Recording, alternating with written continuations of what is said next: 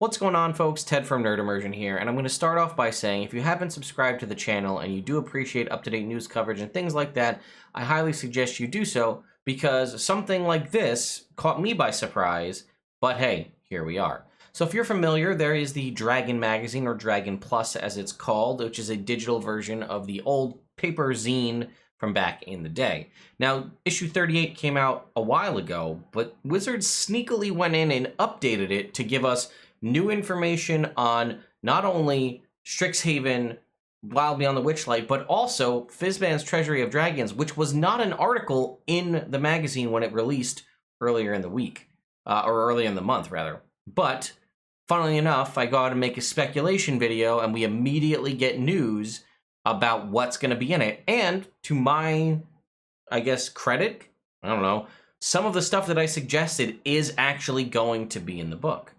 So I'll have a link in the description if you'd like to go pick this up and take a look at it for yourself. But yeah, now we have Fizban's Treasury of Dragons. So you might think that a standard collected noun for dragons is a flight of dragons, blah, blah, blah, blah, blah. Wing of dragons. Fizban the Fabulous calls it a treasury. Okay, so we're moving on. Let's see about what new stuff we have. This source book contains the revised Dragonborn races, feats, and spells we previewed in Unearthed Arcana, as well as magic items, a deeper dive into monster manual dragons, dragon-adjacent monsters, lair maps, and various tables to help you generate adventure ideas. This comes from James Wyatt, the writer of the original Draconomicon, and when he spoke to Dragon Plus. Okay. So, the major update of Everything Draconic also introduces the idea that dragons are creatures of the multiverse.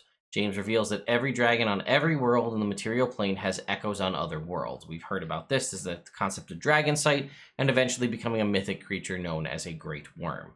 So look at this, right? We wanted to inspire DMs to think about the action of a campaign as transcending a single world of the material plane.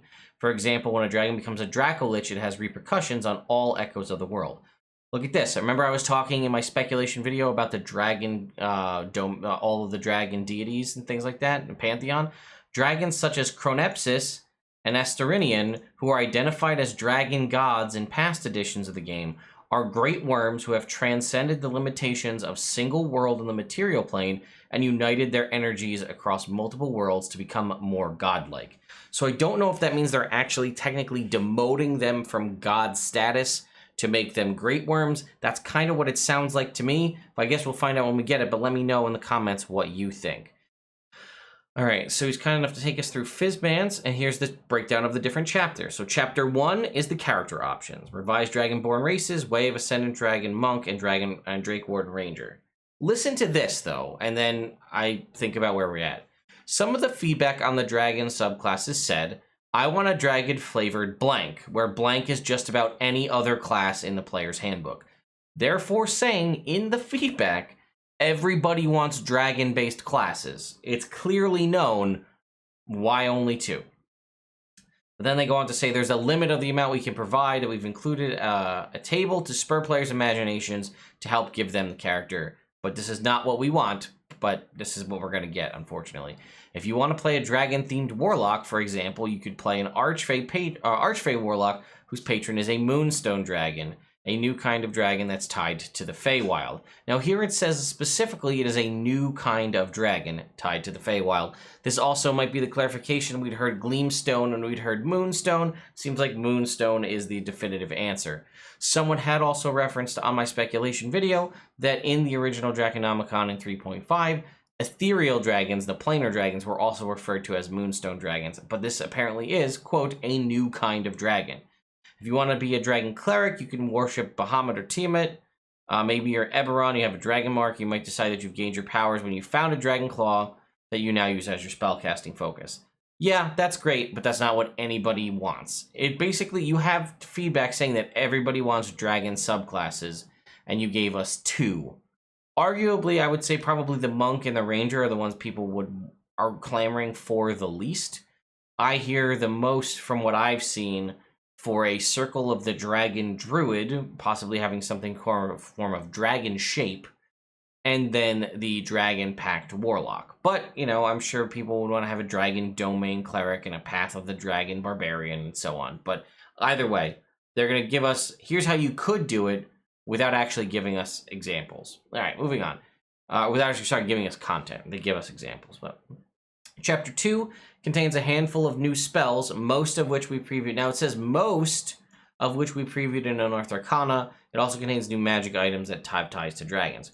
So this most of which we previewed could mean most of the ones we previewed made it in, or it could mean possibly there were some secret new ones that we weren't anticipating. But then let's talk about magic items. If DMs and players really embrace this book, then we're going to see a lot of dragons in their campaigns. One new concept we introduce is horde items. These are magic items that become more powerful when they're steeped in a dragon's horde.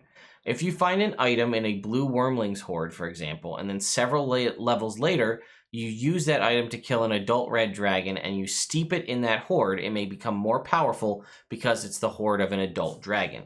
The item might also change its characteristics slightly because it's been affected by a red dragon's magic instead of a blue dragon. So this is some sort of new evolving weapon mechanic, which I very much like. Chapter 3 is aimed at DMs and is all about building dragons as unique characters, both in terms of personality and mechanical tweaks. We also look at how you can build encounters, adventures, entire campaigns based around dragons. This includes a whole bunch of tables that you can use to share quick story ideas, tiny nuggets to spark inspiration. It's primarily a mainstream D&D book, but we do give a very brief nod in the direction of Tarkir, which is the Magic Gathering's Dragon World, as well as Dragonlance. We also reference the second edition Council of Worms, which was another world that was built around dragons. The Council of Worms was a string of isles that were ruled by a bunch of different dragon clans. Their council gave the setting its name, and in Fizban's Treasury of Dragons, we discussed different ways you might build a setting with dragons as major players. Chapter 4 focuses on layers and hordes. This book embraces the D&D multiverse and talks about dragons as the quintessential creatures of the material plane. Bahamut and Tiamat created the material plane, so dragon essence is fundamentally tied to it. This explains why when a dragon creates its lair, it becomes a sort of magical nexus. We included some new regional effects and a couple of new lair actions that are tied to specific lair maps we included in this chapter, as well as tables to generate cool and interesting hordes. You'll find a few other brand new lair options later in the book, such as when we're discussing amethyst dragons in Chapter 5, and as part of certain monster entries in Chapter 6. Chapter 5 makes up a third of the book and takes an in-depth look at each kind of dragon. By highlighting a dragon's personality, ideals, and other creatures that might associate with it, we help build a storyline around them. One of the guiding principles in this book is show, don't tell. We don't want to simply tell you the personality, but we give you a bunch of tables so you can roll the traits. We'd heard about this before. That might include objects that a brass dragon has a relationship with. Maybe it has conversations with a bust of a philosopher that it calls Leonard. We also look at alignment. For example, chromatic dragons are typically evil, so can there ever be a good black dragon? The beauty of the word typically is there's always the possibility. Each entry in this chapter starts with a table of personality traits and a table of ideals. And the final entry on the table of ideals is always something that's dramatically outside the norm of the dragon's alignment, as we wanted to make the point that typically does not mean typically, or typically does mean typically, not always. So this is maybe where the information on the 20 different types of dragons are, but they do reference, it seems like they're referencing metallic and chromatics. And then the big one here is Chapter 6, the new monsters. So we do also get some drops of some new kinds of dragons. So a revised version of the Sapphire Dragon is listed here. So that's different than the one we have in that we got for the 45th anniversary, as well as Amethyst, Crystal, and Topaz. It also includes stats for Deep Dragons, so we talked about those in the video, Moonstone Dragons, as well as Dragonborn Champions, Human Dragon Servitors, and various other dragon-adjacent creatures. We also include stats for aspects of Bahamut and Tiamat. I have a fondness for dragon turtles, and we've included additional age categories for those creatures. The dragon turtle in the monster manual breaks the pattern for size categories because it's one size larger than an adult dragon. We've decided that's an adult dragon turtle and have created some younger versions that scale down from that, but the ancient dragon turtle is a monster. We've also included chromatic, metallic, and gem versions of what we call great worm dragons. These creatures use the mythic monster rules from Mythic Odysseys of Theros to create epic battles, and the ancient dragon turtle is also in that category. So there you go, folks. Not only did we figure out that, one, everybody wants dragon options, and we're not getting them apparently, but confirmed that they are Moonstone dragons. They are getting their own stat block in Chapter 6, which is the Bestiary. They are getting Deep Dragons. We're getting Dragonborn Champions, which we didn't really know if we knew Draconians were coming. Human Dragon Servitors, so this might be the cultists or the dragon minions we'd heard about. and it says various other dragon-adjacent creatures. So some of those ones that I brought up, the Dragonel, the Drakensteed, the Finkskin, all those kinds of things that are dragon-adjacent creatures, they might appear in some aspect. And we even mentioned the aspects of Bahamut and Tiamat, and they are also going to be in there. Again, we also are going to get younger categories for dragon turtles, so it determines that the Monster Manual dragon turtle is adult age category. Again, we're going to get a lot of information about how to build the hordes. We get this new concept of horde weapons that evolve with you as you place them within a dragon's horde. And I think that was pretty much the big one. Oh, other than the fact that the dragon deities, a lot of the previous ones seem to have been either demoted or elevated, depending on how you look at it, to Great Worm status as opposed to Dragon God or Deity status. But yeah, this is very interesting. Anybody can go check this out. I'll probably be making follow-up videos covering what new information we got on Wild on the Witchlight, as well as another one about Strixhaven. But let me know what you think. This is pretty exciting. I was already excited for Fizban's Treasury of Dragons, but now I am even more so. Once again, please let me know your thoughts in the comments down below.